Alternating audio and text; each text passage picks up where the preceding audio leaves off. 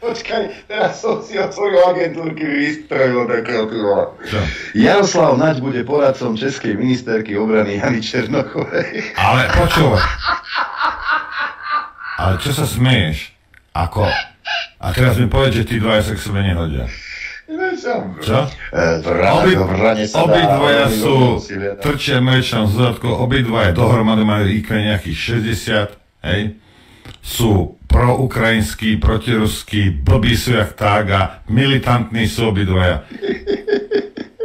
Počúvaj.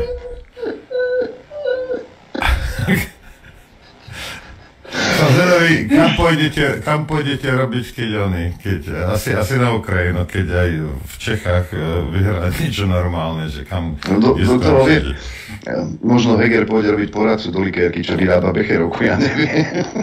Ale počúvaj, toto je normálne, akože reálne, keď sa na to pozrieš, ako títo dvaja ako patria spolu. Pozdravujem bratov, sestry, bratrancov a sesterice v Českej republike, ak si...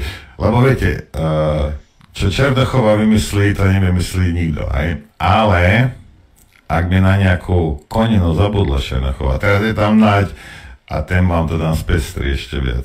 Ano, bude to horšie, to vám zaručujem. Černochová hovorí, som rada, že môžem využiť jeho neoceniteľné skúsenosti. Áno, sú neoceniteľné, normálne človek by dal za ne 0 eur, no.